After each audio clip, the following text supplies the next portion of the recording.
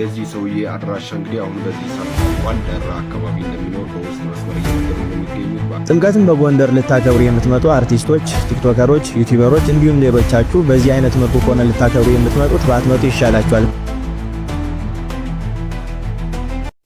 ሰላም እንደምቆያችሁ ውድ የእግዚአብሔር ቤተሰቦች፣ እኔ እግዚአብሔር የተመሰገነ ይሁን ደህና ነኝ። ዛሬም ደግሞ በወቅታዊና በሰሞነኛ ቪዲዮዎች ተመልሰናል። ለዛሬ ከምንመለከታቸው ውስጥ ደግሞ መነጋገር የሆነውን የሰሞኑን ጋብቻ የምንመለከት ይሆናል። በተጨማሪ ደግሞ በአይሾ ስፒድ ቤተክርስቲያን መገኘትን አስመልክቶ ብዙዎች ጎራ ይዘው እየተጨቃጨቁ ይገኛሉ። እሱን ቪዲዮም ተመልክተን ሀሳባችንን የምንሰጥበት ይሆናል።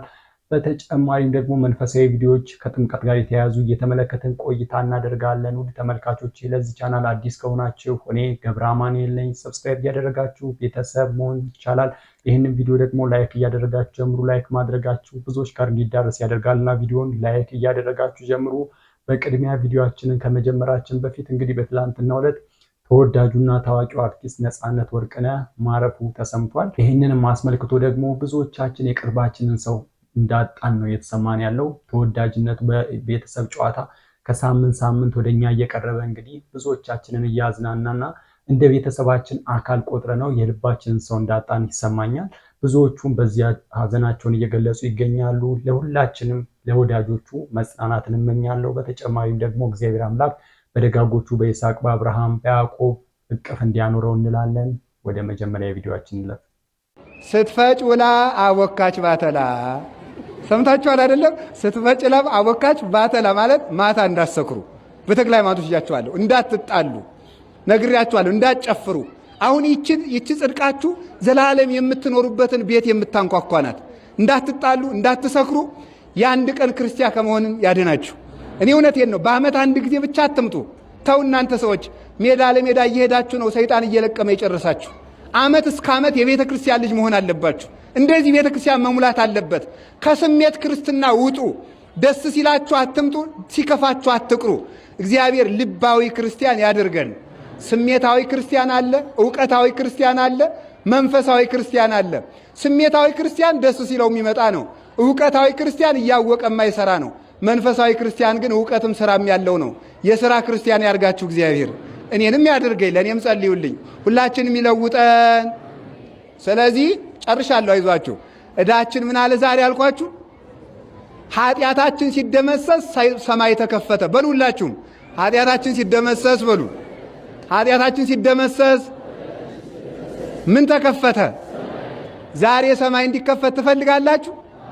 በሉ ሁላችሁ መልሱ። ይከፈት ይከፈት። ምን አድርገን ነው የምንከፍተው? በብሎን ነው የምንከፍተው ነው? በመሳሪያ ነው? በምንድን ነው? በምን ነው የሚከፈት? በንስሐ በሉላችሁ። እግዚአብሔር ኃጢአታችን በንስሐ ደምስሰን የሰማይ ደጁን ይክፈትልን። ከዛሬ በኋላ የሰማይ ደጅ ለኢትዮጵያ የምሕረት ደጅ እንዲከፈትላት ከፈለጋችሁ ከነገ ዓርብ ጀምራችሁ ሁላችሁም ንስሐ ግቡ። እሺ በሉ። ለአፍም አማን አለ ስራ አሰሩም እንጂ ሁላችሁም እሺ በሉኝ። ከዓርብ ጀምራችሁ ሁላችሁም ንስሐ ግቡ። እሺ በሉ። ከዚያ በኋላ እግዚአብሔር የምሕረት ደጁን ይከፍትልናል። ይክፈትልን። አሜን በሉ። ታምናላችሁ አታምኑም? ከዛሬ ጀምሮ ለኢትዮጵያ የምሕረት ደጅ ይከፈትላታል። የጥበብ ደጅ ይከፈትላታል። እግዚአብሔር ይክፈትልን። ይቅር ይበለን ሁላችንም።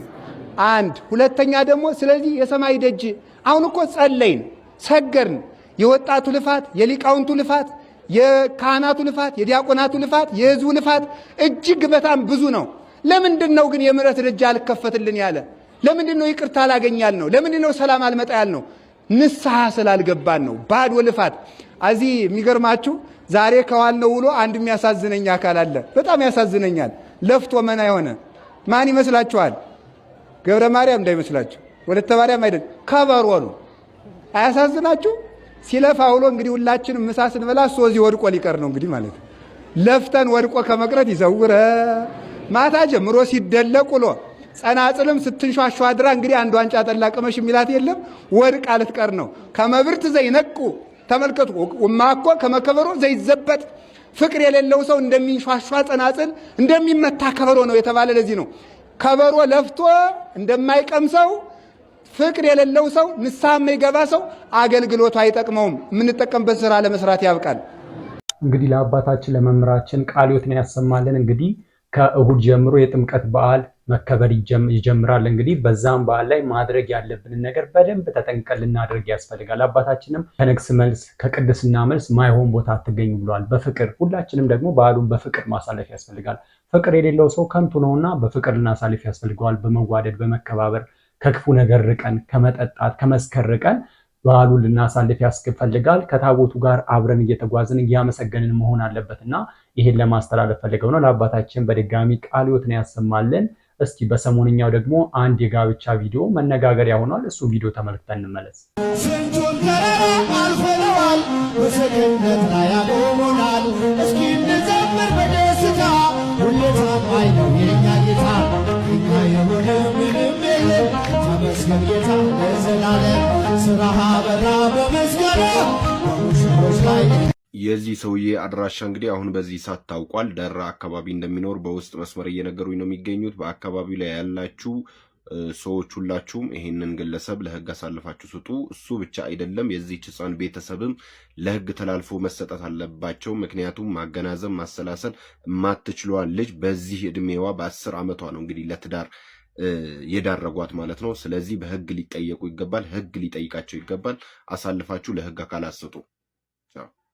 እንግዲህ በዚህ ቪዲዮ ላይ ብዙዎች ሐሳባቸውን ሲሰጡበት ነበር። ይሄ ጋብቻ እንግዲህ ልጅቷ የ10 ዓመት ልጅ ናት፣ እሱ ደግሞ ዲያቆን ነውና ከፍ ያለው ነውና ብዙዎች እያሰቡ ያለው ይሄ ትዳር ከተመሰረተ በኋላ ልጅቷ አብራው ገብታ ምንኖር መስሏቸዋል።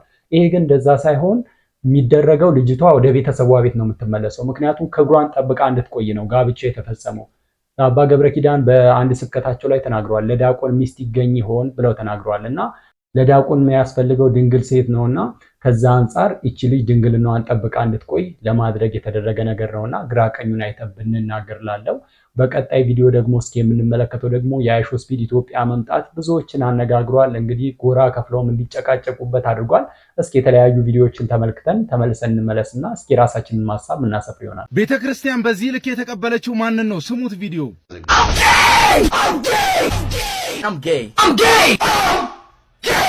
ይሄንን ቪዲዮ 50 ጊዜ ኮፒ ሊንክ አድርጉልኝ፣ ሪፖስት አድርጉልኝ፣ ዓለም ሁሉ እንዲሰማው። ይህ ሁሉ የሆነው ግርማው በሚያስፈራው በቅድስት ሥላሴ ካቴድራል ግቢ ውስጥ ነው። በቅድስት ሥላሴ የምታምኑ ሁሉ ለተቀናቸው ነውና ሥላሴ ይመስገን፣ ሥላሴ ይመስገን እያላችሁ ኮሜንቱን እግዚአብሔርን አመስግኑልኝ። ልብሰ ተክህኖ ተለብሶ መስቀል ቁሞ ወንጌል ተይዞ ቤተክርስቲያን ማንን ትቀበላለች ካላችሁኝ እናንተ የቤተክርስቲያንን ሥርዓት የማታውቁ ወይ ስሙኝ። ይህን አቀባበል ቤተክርስቲያናችን የምታደርገው ለጳጳሳት ለሊቃነ ጳጳሳት ብቻና ብቻ ነው። ከዚያ ውጪ ግን በዚህ ልክ የትኛውንም ሰው አንድም ስትቀበል ተመልክተን አናቅም፣ ተቀብላም አይተን አናቅም።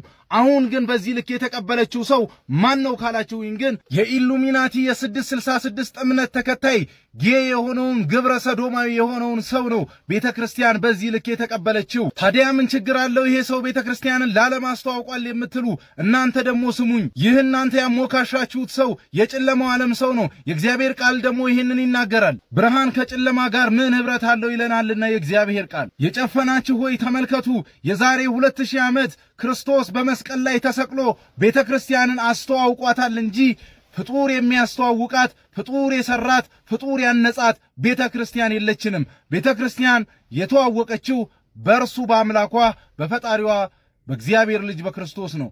ናታኔም ወንድማችሁ ነኝ። ሰናዩን ዘመን እግዚአብሔር ለሀገራችን ያምጣላለሁ። ሰናይ ጊዜ። እንግዲህ ከአይሾ ስፒድ ቤተክርስቲያን መግባት ጋር ተያይዞ አንዳንዶች በዚህ ሐሳብ ተስማምተው እንዴት ይገባል እንዴት እንደዚህ ያደርጋል ብለው እየተነጋገሩ ነበር። በሌላ ጎን እስኪ ደግሞ አንድ ታዳጊ ደግሞ እስኪ የተናገረውን ቪዲዮ ተመልክተን ደግሞ የራሳችንን ምልከታ የምንሰጥበት ይሆናል። እስኪ እሱን ቪዲዮ ደግሞ እንመልከት። እንዴት አንድ ተራ ስትሪመር ላይም እኮ ራሱን በብዙ ቪዲዮዎች ላይ አይ አም GAY እያለ የሚጠራ አንድ ቆሻሻ ቀጥቃላ የሆነ ሰው በቤተ ክርስቲያን ከመግባቱም በላይ እንደዛ አይነት አቀባበል ይደረግለታል? ሃው እንዴት? ምን ነው አንተንስ ቢሆን ከናዳትና ቆሻሻ ተቀበለ የለ እንዴ? ለሱ ሲሆን ምን ነው ይሄን አልገረም እንዴ? ወይስ አንተ ከሱ ተሽለ ነው? ምን ማለት ነው እንዴ? ቢያንስ እኮ ነው ያማኝ ነኝ አመኛለሁ። ክርስቶስ ያኔ በሚያምኑት መካከል ነው እንዴ ተመላለሰው እንዴ? ለምን ጀጅ እናደርጋለን? እኛ በዛ ሁሉ ኃጢአታችን ደጁ ስንመላለስ ምንም ያልመሰለን፣ ቤተ መቅደስ ስንገባ ምንም ያልከበደን፣ ለሱ ሲሆን ለምን እዚህ ነው ያልከበደን? ለምን እዚህ ነው ያልተሰማን? ደነገጥን። እኛ ከሱ ተሽለን ዋቲፍ እግዚአብሔር የሆነ ነገር በህይወቱ ላይ ሊያመጣ ቢሆንስ ደጁ የጠራው? ዋቲፍ የኢትዮጵያ አንዷ የጀርባ አጥንት የሆነችው አንዷ ገጽታ አንዷ ውበት የሆነችዋን እቺን ቅድስት ቤተክርስቲያን በዚህ ልጅ ዓለም እንዲያዩ እግዚአብሔር ፈቅዶ ቢሆንስ? ለምን ነገሮችን አንዳንዴ በፖዚቲቭ መንገድ ለመረዳት አይሞክርም? ለምን መጥፎ ሳይዳቸውን ብቻ እያወጣን ራሳችንንም እነዛን ሰዎችን እንወቅሳለን? ለምን? ኦኬ ባህሪውና ማንነቱ ከዚህ በፊት ሲያደርጋቸው የነበራቸው ነገሮች ለቤተክርስቲያን ስርዓት የሚገቡ አይደሉማ? እኛስ ብላችሁ ጠይቁ። እኛ ቤተ መቅደስ ስንገባ ስናስቀድስ ተገብቶ ነው በእውነቱ ነው የሱ ግልጽ ሆኖ ስለሚታይ ነው። ቢያንስ እኮ እንደዛም ቢሆን እኮ ህግና ስርዓት ደንብ የሚባል ነገር አለ። በስርዓት አረጋግተው ነጠላ አልብሰው እንዴት ነጠላ ምናምን ትላለህ እንዴ? የልጁን ማንነትና ባህሪ ረስተው ነው። እንደውም ልታመሰግን ይገባል። የዚህን አልተረጋግቶ እዛ ደጅ ገብቶ መውጣቱ ራሱ እውነቱን ለመናገር አይተዋላ። ያን መምህር ቀደም ብሎ የሀፍቱ ከምዳውን መረጋጋት አለብህ ይሄ የተቀደሰ ቦታ ነው ብሎ እኮ ስለነገረው ነው የዚህን አለ ራሱ የተረጋጋው። ጫማ እንኳን እኮ አውልቃል። ዝም ብሎ እኮ አልገባም። ኦኬ ቤተ መቅደስ የዘለለው ነው የከበደው። በቃ የጠጣው ቡና ነበረ። ልጁ እንደዚሁ ኢነርጄቲክ የሆነ ነው። በቃ ይቅለበለባል፣ ይንቀለቀላል። ከዛ አንጻር ሰውነቱ በቃ ኃይል የተሞላ ሰሎን ያደረገው እንጂ እውነት ለቦታ ክብር ተሰጥ ቀርቶ ምናምን አይደለም። እኔ አላቅም። ብቻ ግን ለማንኛውም እኔ ምንም አልተዋጠልኝ። ስለዚህ እንደኔ አመለካከት ስፒድ እዚህ ቦታ ላይ መጥቶ ቅድስት ቤተክርስቲያንን በዚህ ያህል ልክ ማስተዋወቁ ለኔ ደስ ብሎኝ፣ እንደውም ኢንተርኔት ላግ አድርጎበት ቶሎ ወጣ እንጂ በደንብ ዞሮ ቅዱሳን ስዕላቱን የቤተክርስቲያን ስነ ስርዓት ከበሮቹን፣ ጽናጽሉ፣ መቋሚያውን እያነሳ ሁሉ ነገር እየሞከረ ቢያይ በጣም ደስ ይለኝ ነበር። ምን ያህል ውብ እንደሆነች ለዓለም ቢያሳይ በጣም ደስ ይለኝ ነበር። ግን አንደኛ ቸኩሏል። በጣም ብዙ ስትሪም የሚያደርገው ነገር አለ። ሁለተኛ ላግ አደረገበት። የኢትዮጵያ ኢንተርኔት ችግሩ እሱ ነው። ሌሎች በነገቲቭ የምትረዱ ሰዎች ደግሞ ፕሊዝ ነገሮችን በፖዚቲቭ ሳይድ ለመውሰድ ሞክሩ። ከተሳሳትኩኝ ይታረማለሁ። አመሰግናለሁ። እንግዲህ ሁለቱም ቪዲዮዎች እንደተመለከትነው በዛ ጎን ያሉት ይሄ ሰው መግባት አልነበረበትም፣ ለምን እዚህ ቦታ እንዲገባ ተገኘ፣ በዚህ ሁኔታ ሲዘል ለምን ዝም አሉት በሚለው ውስጥ ሀሳባቸውን እያንጸባረቁ ይገኛሉ። ይሄ ታዳጊ ደግሞ ሁላችንም ጀጅ ለማድረግ ወይም ለመፍረድ አንሞክር፣ ምክንያቱም የሁላችንም ነገር ቢገለጥ ከባድ ነውና ሁላችንም ጀጅ ከማድረጋችን በፊት ራሳችንን እንመልከትና ቤተክርስቲያን መተዋወቋ ደግሞ ሌሎችንም ሊጠራ ይሆናል ብሎ የራሱን ሀሳብ አስቀምጧል። አንድ ማወቅ ያለብን ነገር ይሄ ነገር ተፈጥሯል፣ ወደኋላ መመለስ አንችልም። በቃ ተፈጥሯል፣ ተመዝግቧል፣ ተቀምጧል።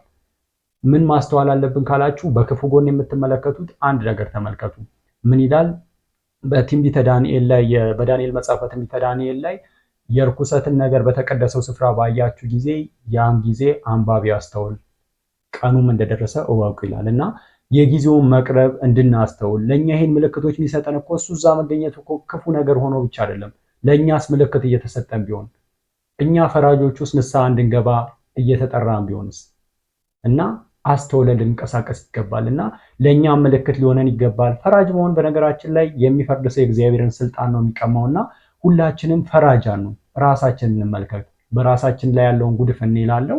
ወንድሞች እንደዚህ ባለው ሁኔታ ሐሳባቸውን ሲያንጸባርቁ ነበር። ስለተፈጠረው ነገር ወደኋላ መልሰን ምንም ማድረግ አንችልም፣ ግን ራሳችንን መመልከት የምንችለው ማንን ነው? ራሳችን ነውና ራሳችንን ተመልክተን ለድነት ልንበቃ ያስፈልጋልና ወደ ቀጣይ ቪዲዮአችን እንለፍ። ጥምቀትን በጎንደር ልታከብሩ የምትመጡ አርቲስቶች፣ ቲክቶከሮች፣ ዩቲዩበሮች እንዲሁም ሌሎቻችሁ በዚህ አይነት መልኩ ከሆነ ልታከብሩ የምትመጡት ባትመጡ ይሻላችኋል። ምክንያቱም የጥምቀት በዓል የጭፈራ፣ የዝሙት፣ የመዳራት በዓል ሲሆን ሃይማኖታዊና መንፈሳዊ ስርዓት ያለው በዓል ነው። በዚህ አይነት መልኩ ከሆነ ልታከብሩ የምትመጡት ከበረከት ይልቅ ትልቅ መክሰፍትና ኃጢአት በደል ሰርታችሁና ተቀብላችሁ እንደምትሄዱ ማወቅ አለባችሁ። ምክንያቱም የጥምቀት በዓል ከሌሎች በዓላት ሁሉ ለየት ያለ ነው። ለምን ከተባለ ጌታችን መድኃኒታችን ኢየሱስ ክርስቶስ በአጭር ቁመት በጠባብ ደረት ተገልጦ በማየ ዮርዳኖስ ውስጥ የቆመ አብ በሰማያት በደመና ላይ ሆኖ የምወልደው ልጄ እርሱ ነው ይህን ስሙት ብሎ የተናገረበት ዕለት፣ መንፈስ ቅዱስ በርግብ አምሳል በጌታችን በኢየሱስ ክርስቶስ ራስ ላይ መጥቶ የተቀመጠበት፣ የሥላሴ አንድነትና ሶስትነት የተገለጠበት ትልቅ በዓል ነው።